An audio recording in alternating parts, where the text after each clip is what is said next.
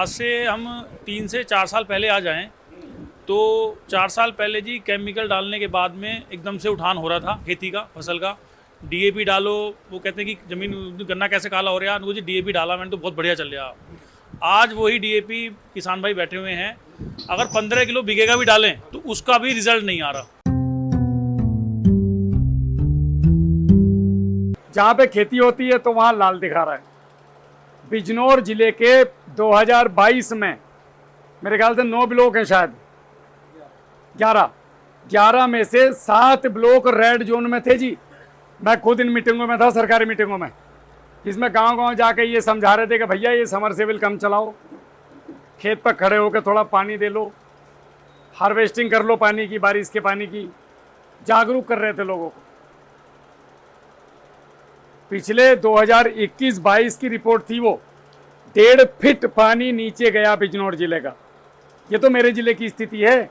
आप और हम बहुत शानदार जगह में पैदा हुए हैं, आंखों को हरियाली दिखती है 12 महीने, कभी सूखा दिखता ही ना। ऐसे भी क्षेत्र हैं जहाँ पे घास भी जल जाती है। मेरी भी पिछली वीडियो देखना, मैं भी गया था, घास भी जल गई।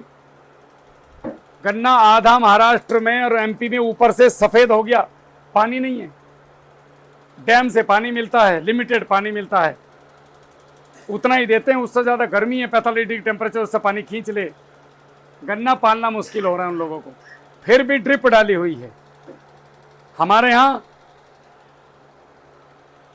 यार बटन दबाइए, ये इधर हमारे कुएं का भी दबा दिया। जब तक ये नहीं कहने के सरदार जी फोन करके भाई साहब खेती करन दोगे या नहीं, मैंने ईख बोई थी, मेरी ईख भर गई यार, उसे बंद कर दिया तेरे कुएं को। 5 दिन से पेटी में चल रहा पानी है ना, मेरा कुआं में तो चलाऊं तो उस पर क्या फर्क पड़ गया। ज़्यादातर मोस्टली जवाब यही मिलता है। तो अनावश्यक रूप से दिया गया पानी एक तो भाप बन के उड़ जाएगा, आपके खेत में बैक्टीरियल और फंगल बीमारी लाएगा और ज़मीन को कॉम्पैक्ट करेगा। बहुत सारे मिनरल, बहुत सारी परतें पानी के साथ, आपके खाद पानी सब नीचे चले जाएंगे। तो पानी पे जागरूक किसान को करना बहुत ज़रूरी है। समझाने का अपना फर्ज है, समझना सामने वाले का फर्ज है। राहुल जी, अगर आज से हम 3 से 4 साल पहले आ जाएं तो 4 साल पहले जी केमिकल डालने के बाद में एकदम से उठान हो रहा था खेती का, फसल का। डीएपी डालो, वो कहते हैं कि ज़मीन गन्ना कैसे काला हो रहा है, जी डीएपी डाला मैंने तो बहुत बढ़िया चल रहा। आज वही डीएपी किसान भाई बैठे हुए हैं, अगर 15 किलो बीघे का भी डालें, 15 किलो बीघे का भी डालते हैं तो उसका भी रिजल्ट नहीं आ रहा। कि भाई अब से 4 साल पहले हम जो, अब आवाज़ ठीक आ रही, अब से 4 साल पहले हम जो डीएपी डाल रहे थे 20 किलो, ऐसे ऐसे सवाल सोच के रखो मन में, मजा आएगा मेरे से बात करने में। नहीं तो मुझे भी ऐसे लगेगा और गाड़ी लेके गया सरदार जी का नींबू पानी पी के मैं भी घर आ गया अपने। देखो गला खराब है, उसके बाद भी आया, मैं गला काम नहीं कर रहा हूँ मेरा सही से। सरदार जी का कहना है कि अब से 4 साल पहले अगर हम 20 किलो डीएपी डाल रहे थे तो हमारा 20 किलो डीएपी काम कर रहा था। इधर डालते थे, उधर रिजल्ट दिखता था, है नहीं। आज वो रिजल्ट नहीं दिख रहा है, इसका कारण क्या है नहीं। हम जब भी कोई दुकान पे से फर्टिलाइजर लेके आते हैं, यूरिया हो, डीएपी हो, पोटास हो, जिंक हो, सल्फर हो, कैल्शियम हो, मैग्नीशियम हो, कोई सा भी हो, उसको वो बनता कैसे है कोई भी चीज, ये डाइल्यूटेड एसिड, तेजाब और मिनरल को मिला के बनाया जाता है, ठीक है। उसके बाद आपके घर तक ये सुरक्षित रहे या गोदाम में 2, 4, 6 महीने सुरक्षित रहे, उसके लिए इसको कुछ एक नॉर्मल केमिकल से बॉन्ड करते हैं, बांधते हैं। जैसे ये पानी को बांध दिया गया प्लास्टिक की बोतल में और ढक्कन से हल्की नाइट्रोजन डाल के कि ये पानी 1-2 महीने खराब ना हो। लेकिन हमें इसको जो पीना है वो खोल के पीना है, खाली बोतल को पूरी को नहीं चबाना है। ऐसे ही वो जो खाद है आपका, वो जब आपने खेत में डाला, मेरी बात को ध्यान से समझना, आपने डीएपी को खेत में डाला ऐसे ही मुट्ठी में भर के, तो इसे डालने की 2 शर्त हैं। या तो आपकी जमीन में इस डीएपी को घोल के देने वाले सूक्ष्म जीवाणुओं की संख्या बहुत ज्यादा होनी चाहिए, सूक्ष्म जीवाणु रहते कहाँ हैं, खाते क्या हैं? वो खाते हैं आपका बायोमास, रहते भी उसी में हैं, खाते भी उसी को हैं, पोषण भी उसी में से निकाल के देते हैं। जो आप कृत्रिम रूप से दे रहे हैं उसको भी घोल के काट पीट के बना के पौधे को देने का काम करते हैं। धीरे धीरे हमारी जमीनों का जैसे ही खेत का बायोमास कम हुआ, तो बायोमास कम होने का मतलब है कि आपके जीवाणु भी कम हो गए, खेत में पोरसिटी बची नहीं। अब जो डीएपी हमने 20 किलो डाला था, अगर जीवाणु पर्याप्त मात्रा में हैं और बायोमास कार्बन आपका 50 से 1 के बीच में है, तो ये 20 किलो डीएपी आज भी जिसका बायोमास कार्बन 50, 70, 0.80, 1 के आसपास में है, 1.5 है, वहां ये 20 किलो पक देने का रिजल्ट देगा।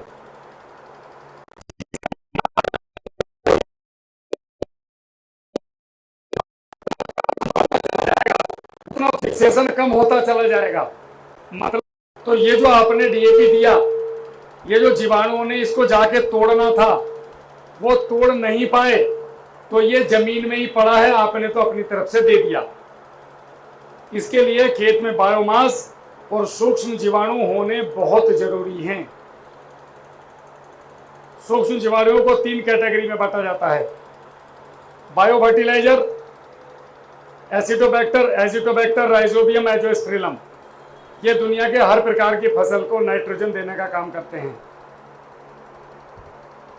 PSB, phosphorus solubilizing bacteria, KMB, potash का, जेडएमबी, जिंक का, सल्फर का और डीकम्पोजर का। ये 9 बैक्टीरिया जो भूमित्र में हमने आपको दिए, अगर ये आपके खेत में पर्याप्त हैं तो ये 20 किलो की बात छोड़ दो सरदार जी, 4 किलो डीएपी को हमारे भूमित्र के 100 लीटर कल्चर में डाल के छोड़ दो, 2-3 किलो खल छोड़ दो, और 5 बीघे खेत में चलाने के 8 दिन के बाद ईमानदारी से मुझे रिव्यू भेजना, और एक खेत में 25 किलो डीएपी डालना, उसका भेजना, और दोनों में फर्क बताना मुझे क्या आया। ये 4 किलो को इन सब ने तोड़ के, अब ये तो संसार ही है उनका, हमने डायरेक्ट उनमें डुबो दिया, तो ये 4 किलो की पूरा माइक्रोन में तोड़ दिया ना, मतलब बारीक उसमें तोड़ दिया। तो खेत में रिजल्ट इसलिए नहीं आ रहा है, आपने जमीनों में बायोमास कार्बन बहुत कम कर लिया अपनी, उसके ऊपर काम ही नहीं कर रहे। अगर एक अच्छा गन्ना उत्पादन आज की तारीख में आप चाहते हैं, तो आप जितना भी यूरिया डीएपी देना चाह रहे हैं बुवाई पे, या तो हमारे चार्ट को फॉलो कर लो, हम लोग भी एक चार्ट देते हैं, नहीं करना चाहते अपनी मर्जी से कर रहे हैं 2-4 चीजें इसमें घुसा लो। एक तो खेत की तैयारी पे 40 किलो सरसों की खल डालना सीख लो, 8-10 दिन पहले गोबर की खाद में मिलाकर पानी छिड़क के छोड़ दो उसे, और फिर खेत की तैयारी में डाल दो, जुताई करा दो, सादी विधि सब हो गया, ट्रेन से जैसा आपका मन करे। ये नियम बना लो सरसों के खल का। दूसरा, खेत में जब आप गन्ना बोते हैं तो खूड़ पे आपको 5 कुंटल 5 बीघे में कम से कम वर्मी कंपोस्ट डालना है। भले डीएपी मत डालो, पोटास मत डालो, डालना है तो कम डालो। इसका रिजल्ट 3 साल दिखता है खेत में। पहले अगर पानी पे तुम्हारा मन है कि 50 किलो यूरिया देना था, यूरिया नहीं मिल रहा, तो 15-20 किलो यूरिया, 15-20 किलो यूरिया और उसके साथ में 2 बोरी वर्मी कंपोस्ट की खुद बनाओ घर पे, मत खरीदो सरदार जी से, नहीं तो ले लो। अभी जो कट्टे ला रहे हो 1800 को, उससे तो सस्ता ही है, इतने में 5 आ जाओ, 5-6 बोरी। रिजल्ट लंबे समय चलेगा साहब, अगले साल पेटी में भी दिखाई देगा आपको इसका। अगर आप 1 एकड़ खेत में 15 कुंटल वर्मी कंपोस्ट डाल देते हैं और 50 कुंटल गोबर की खाद पका के, 40 से 50 किलो सरसों की खली, और जब आपको समय मिला महीने में एक बार 200 लीटर पानी में 20 किलो गोबर, 2 किलो दही, 2 किलो गुड़ और 2-3 किलो खल सरसों की, आधा किलो चूना, इसे 5-7 दिन छोड़ के पानी के साथ छोड़ना सीख लो 1 एकड़ में। आपका गन्ना जितना आज उत्पादन बोरियों से ले रहे हो, इन 3 चीजों से लो जो मैंने बताई। बताओ कौन सा कड़ा काम है। जब तक इस तब तक हम उत्पादन अच्छा नहीं ले सकते। जमीन को इसका भी है, होना कितना चाहिए, 2 तो कम से कम होना चाहिए, लेकिन 2 तो बिरला का ही है किसी का। और हम उम्मीद करते हैं कि हमें उत्पादन बहुत बढ़िया वाला मिले। और कैसे संभव है साहब ये चीज़? तो आप लोग एक तो अपने खेतों में कच्चा गोबर की व्यवस्था करो चलाने की। कच्चा गोबर ऐसे नहीं डालना, नहीं तो फिर कहोगे वो दीमक आ रही है। वो तो आएगी कच्ची चीज़ को डिकम्पोज करने, आपने घोल के डालना है, तो फिर ये यूरिया का काम करेगा। आपको लगेगा ही नहीं कि यूरिया भी डालना है मुझे, करके देखो, 1 बीघे में कर लो, ज़्यादा में मत करो। और आप अपने खेतों में सरसों की खल घोल के फर्मेंट करके चलाओ गुड़ दही के साथ। और ये कल्चर जैसे बायो फर्टिलाइजर मैंने बताए, ऐसे ही बायो पेस्टिसाइड भी आते हैं। बायो का मतलब है प्राकृतिक, नेचुरल, प्रकृति के द्वारा दिए हुए, जिनसे हमें कोई नुकसान नहीं है। बायो पेस्टिसाइड में आते हैं आपके बिवेरिया बेसियाना और वर्टिसिलम लकानी। ये दोनों मिलकर के आपके जितने भी रस चूसने वाले कीड़े हैं, जमीन की लट हैं, लाल मुंह की सुंडी, ये उन सब को कंट्रोल करने का काम करते हैं। इसी में आते हैं दूसरे मेटारिजियम एनिसोप्लाई और बेसिलस थुरेंजेसिस। ये हर प्रकार के काटने वाले कीड़े जो काटते हैं, जैसे top borer, root borer, shoot borer, poplar में भी आजकल शूट बोरर आ रहा है। ये ऐसी फंगस हैं जो कीड़े के ऊपर बैठ के कीड़े के अंदर घुस के उसका प्रोटीन खा जाती है और अपनी कॉलोनी बढ़ाती है। जब ये बहुत मात्रा में होती हैं, आप मेरा एक खेत देख के आना, 8 बीघा खेत है प्रैक्टिकल के तौर पे। अभी तक वो गन्ना लगभग आधे खेत में 6 फीट का हो गया। मैंने उसमें ईमानदारी से कुछ नहीं दिया, मैं था ही नहीं है देता कहाँ से, केवल पानी चला, वो भी मेरे 10 बार रिगड़ करने पे। और वो खेत बिल्कुल, देखी वीडियो, वो साफ सुथरा खेत खड़ा, खाली ये बैक्टीरिया। और एक बार वो ड्रम चला मेरे कहने से, उसने घास बढ़िया वाली खड़ी। मैं घास का स्प्रे नहीं मारता जल्दी से, जरूरत ही नहीं। जब गन्ना इतना मोटा हो रहा तो मैं क्यों मारूंगा? दुनिया में हर घास नुकसानदायक नहीं है, 10-20% घास नुकसानदायक है हमारे लिए। जैसे मोथा, दूबड़ा, कि भाई मकड़ा, इनके चक्कर में हम जो अच्छी घास है उसको भी खत्म कर दें। खेत में इतनी घास नहीं दिखाई दी और तुम चल दो स्प्रे मारना है। तो ये एक तरीके से अज्ञानता कह सकते हैं इसको, या भोलापन कह लो किसान का। दवाई बिक रही, लोग बेच रहे हैं, आपका गन्ना हर बार हर स्प्रे पे घास के कम से कम 10% नीचे जाता है। अब आप ये सोचो, आपने 2 स्प्रे घास के मारे और आपका गन्ना 20% नीचे चला गया टोटल, और मैंने स्प्रे नहीं मारा, मेरा 20% वैसे कम आया, तो मैं फायदे में हो गए, तुम दोनों वहाँ के वहीं हो। हमने ऐसा कई खेतों में प्रैक्टिकल किया, एक में घास का स्प्रे किया आधे में, और आधे में नहीं किया। आप यकीन मानो, जिसमें नहीं किया था उसका गन्ना मोटा निकला। अब इसे कुछ भी कह लो, कहने वाले जिसका मन करेगा वो गाली भी दे के जाएगा, जिसने कभी करा नहीं वो कहानियां भी सुना के जाएगा। जो बेचारे ऐसे हैं जिनकी रोजी रोटी इन पे चल रही, वो भी और गाली देंगे नीचे कमेंट में, मतलब साला बकवास कर रहे हैं फालतू की। लेकिन जो किसान है वो इसे जरूर प्रैक्टिकल करके देखेगा। मत करो, 2 गूल छोड़ के देखो।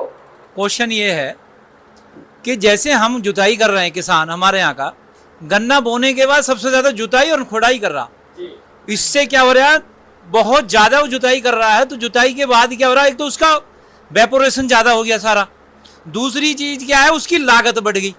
मान लो किसी के पास अपना ट्रैक्टर है तो भी तो जुताई कर ही रहा है, तो भी तो उसको डीजल फूंकना, जिसके पास नहीं है वो किराए से कर रहा, फिर नलाई करा रहा हो। तो क्या अगर हम बिना नलाई के भी गन्ना नहीं कर सकते क्या? मेरा ये सवाल। इसे देसी भाषा में बोला है पागलपन। ये पागलपन हो रहा है जो चल रहा है। गन्ने को निराई गुड़ाई चाहिए, 24 घंटे जुताई नहीं चाहिए। बावले की तरह ट्रैक्टर पे ट्रैक्टर निकालो फिर रहे हैं। इससे 2 नुकसान होते हैं। सारे सूक्ष्म जीवाणु आपकी ऊपर की 6 इंच 12 इंच की लेयर में हैं। 12 इंच मतलब 1 फीट। और हमारा जो ट्रैक्टर है वो 1.5 फीट तक की मिट्टी को बढ़िया करके कंप्रेस करता है, दबा देता है। हम अगर बैठे हैं, इसको ऊपर से कोई आदमी से टीन को दबा दे तो हम मरने के ना नीचे। तो बैक्टीरिया की कॉलोनी जिसको ऑक्सीजन चाहिए, हमारा ट्रैक्टर क्या कर रहा है, हम उतना ही दबा रहे हैं, उतना ही खोद रहे हैं। अगर हम खेतों में बायोमास का प्रयोग करें और जीवाणुओं का प्रयोग करें तो मेरी वो वीडियो आप जरूर दिखाना सर को।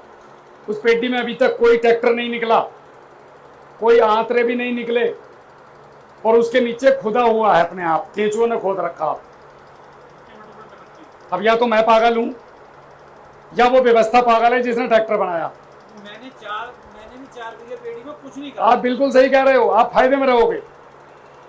बस आप ये कल्चर और चलाने शुरू करो। और प्लांट में भी मैं जुताई नहीं करा रहा, मैंने इस बार बिल्कुल जुताई नहीं कराई। आप 35 दिन के बाद में पहली निराई गुड़ाई की जरूरत होती है, वो करवा दो। और उसके बाद घास तो जंगल यार आएगी, आने दो ना।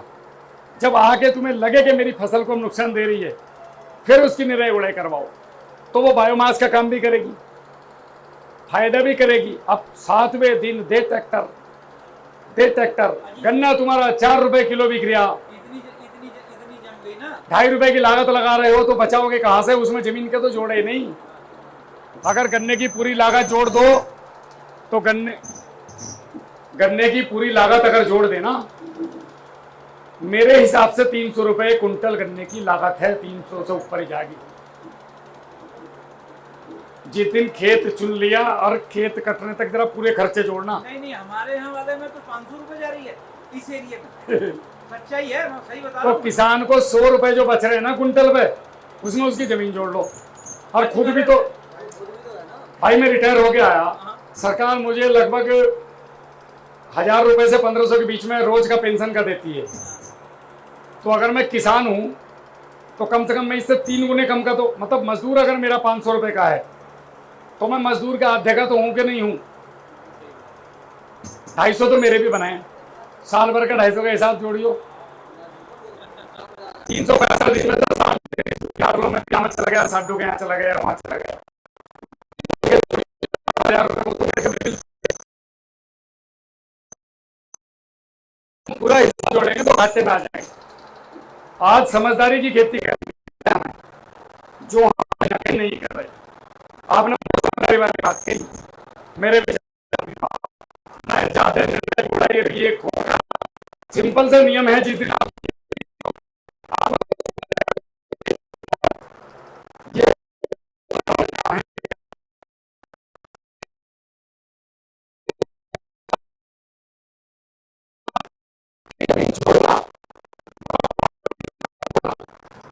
पौधे को नाइट्रोजन देना तो हम स्प्रे से भी तो दे सकते हैं। बिल्कुल दे सकते हैं। उसमें कम लागत है, कम लग रहा है। आप जब पहले साल आए तो जमीनों में डालने के बजाय आप अपने घर पे 1 किलो यूरिया ले लो, करके देखना आज ही।